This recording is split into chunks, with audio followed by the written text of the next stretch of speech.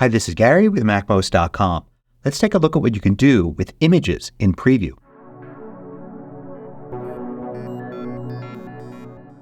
MACMOST is brought to you thanks to a great group of more than 2,000 supporters. Go to MACMOST.com/Patreon. There you could read more about it, join us, and get exclusive content and course discounts. So Preview is an app that's built into macOS. It can allow you to view PDF files and images, and you can also do certain things with those types of files. So unless you've changed it, the default app for handling image files should be Preview. So if you have an image file like this one in the Finder and double click it, it should open up the Preview app and show you the image. Now the first thing I want to show you that you can do with this is you can get info about the image. So you can click the I button here, or you can go to Tools and then Show Inspector. And this brings up this little window here, and you can see information about the file. So for instance, you could see what type of image it is. In this case, an HEIF image. You can see its size, and you could see the image size here. But there's also a lot of other information that you could see about the image that you can't normally see in the Finder. For instance, if you click the Information button here at the top for more info, and then you go to the second part right here, the EXIF part, you can see all the metadata for this image, assuming it's a photo. So this is the data that the camera puts into the image. So for instance, you actually get the time that the photo was taken, which may be different than the actual file creation date, because the photo is actually contained inside the file. So you can have a new file that contains a photo that was taken a while ago. So if you're looking for the date that the photo was taken, this is one way to find it without having to import it into an app like Photos. And you could also see a ton of other information here about the photo and camera settings for when the photo was taken. You could also get location information. So if this image has GPS information in it, you can go to the GPS tab right here, and then you could see the exact location of the photo, even including the altitude and a map. Now, as far as manipulating the image, Preview is not an image editor like Photoshop or Pixelmator Pro, but there are a select set of things that you can do. So for instance, let's say you want to crop a photo. You could do that easily inside a Preview. All you need to do is click and drag a box around the area you want to crop. You can use these blue dots here to adjust any of the sides or corners. And then you can go to Tools and notice that there's the crop feature here. This is only active if you've actually selected an area. So you can now select this or just use Command K as a shortcut. And now you've cropped the photo. And just like working in any app where you're editing a document, you can always use Command Z to undo the last change. Now you can also rotate the image if it's taken in the wrong orientation, for instance. You could do that with this button here, which will rotate to the left. You could also go to Tools, and there you're going to see Rotate Left and Rotate Right with keyboard shortcuts. You can also flip an image. So sometimes you want to do that for visual effect. Sometimes you may want to do that because maybe the image is already flipped, like it's a screenshot taken during a video conference and everything is mirrored. So now you can do flip horizontal, flip it that way, or flip vertical if you need to flip it that way. You can also resize an image. One of the main reasons to resize an image is that the file size could be way too big. So notice here that this isn't too bad. It's 1.8 megs. But if I were to go to Tools and then adjust size, I could resize it. You can see this is 4,000 pixels across. So say I don't need it to be that big. I can maybe adjust it to 1,000 pixels across. It'll automatically adjust the height as long as you've got it locked right here and set to scale proportionally and resample image. And you can get an estimate here showing that this is now going to go to 100K, quite a bit smaller than 1.8 megs. You can also adjust the colors here. So you can go to Tools and adjust color. And then this brings up this special control panel here. You can use Auto to automatically adjust things, or you can manually drag these to adjust things like the exposure, contrast, and so on. You don't have as many controls as you do in Photos, and certainly not as many as you would in an app like Photoshop, but you could do some basic things using the tools right here. Now you can also change formats. So for instance, this is an HEIC file here, and maybe you need to send it to somebody who has an older computer that doesn't have the ability to view this newer format. So you can go to File and then Export. And then from the export window here, you can choose from a variety of formats. So you can go to a standard JPEG format, for instance, or PNG. Now you can also use this to compress an image further. If you're using a compression format like JPEG, you can actually reduce the quality and then see the resulting file size. So this is keeping the size of the image the same. It's still going to be 4,000 pixels across, but I've compressed it greatly, making a much smaller file with a sacrifice in quality. I can also identify objects such as animals or plants. This is an operating system thing, and you can do it in a variety of places like Quick Look and Photos, and you can do it here in Preview.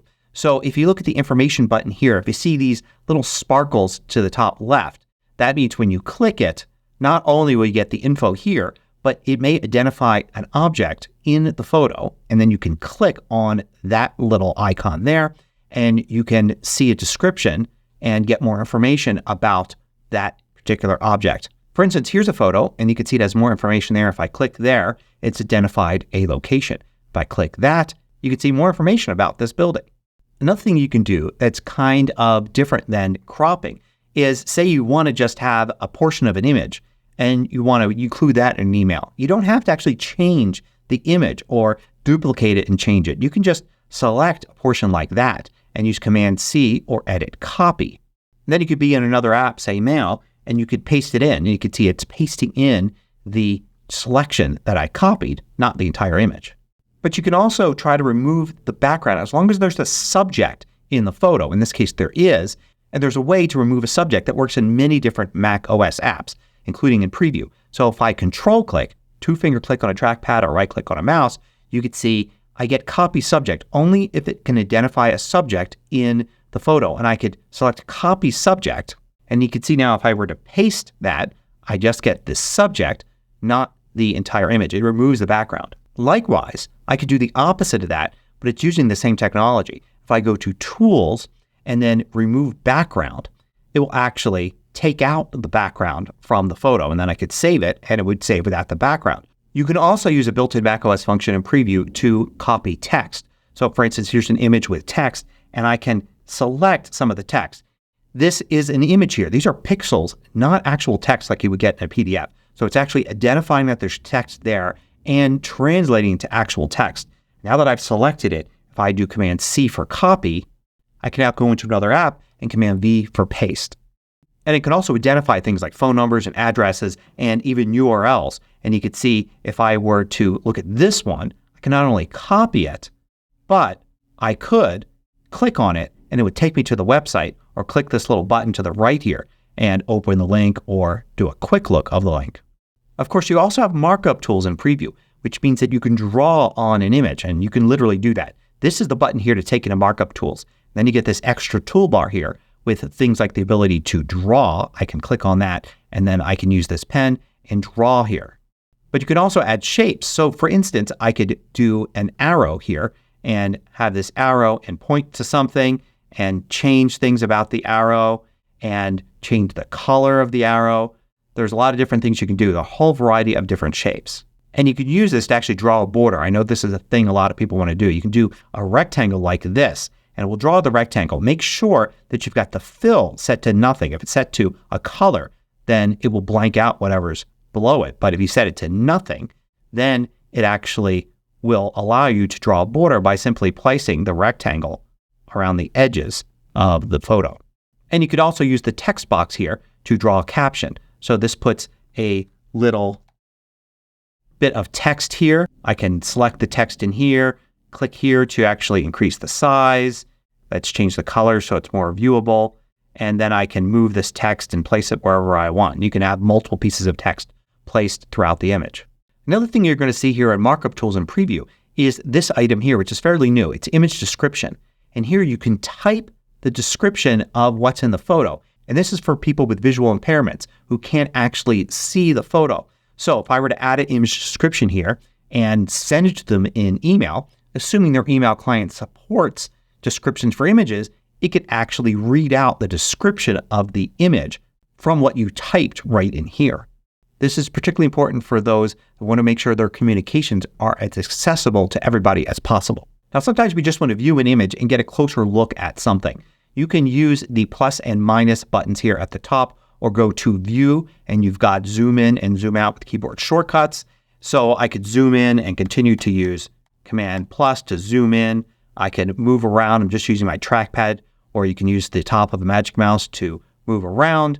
And then you can even use the trackpad pinching out to zoom in like that. So that's one way to zoom in here. You can also go to Tools and Show Magnifier. And then this brings up a little magnifier where the pointer should be. So you can look at a particular item there. And you can, on the trackpad, zoom in and out using 2 fingers. There's actually a third way to do this using markup tools to make it a permanent part of the image. If you go to the shapes here, you've got this loop tool here, and you could position this where you want, and you can increase its size or increase its magnification with the blue and green dots here. And now when I would save this, this would become a permanent part of the image. You can also combine a bunch of images into a PDF document. This is handy if you want to send somebody a PDF that contains basically a set of images. The way to do this is first you need to go into Preview here and then into Settings and make sure under Images that when opening files they all open in one window like that. So now if I were to go and select a bunch of images like these 4 here and use Command O to open them, see how it opens them all here and they're in the left sidebar? Now I could go and select all of these. I'm going to Shift click to select them all. And now I've got these all selected. I can go to File and then Print. And then you can see it's going to try to print all of these together, all 4 documents. So now I could do various things to them, like say change the orientation if I wanted to, and switch auto rotate on and off, scale them, whatever I want. And then I could click on the PDF button here and it's going to create a PDF. I'll stick it here on the desktop. And if I open up that PDF, you can see it's got all 4 images wrapped up in a PDF. Another thing you could do with a bunch of images you have open in Preview is you can present Slideshow. So if you go to the View menu, notice Slideshow here near the bottom.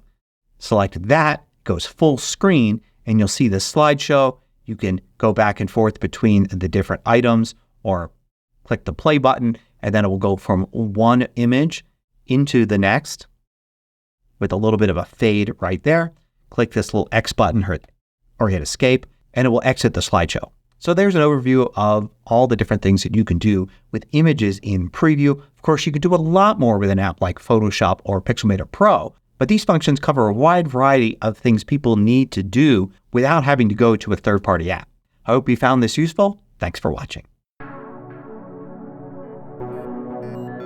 If you liked this video, click the thumbs up button below to let me know.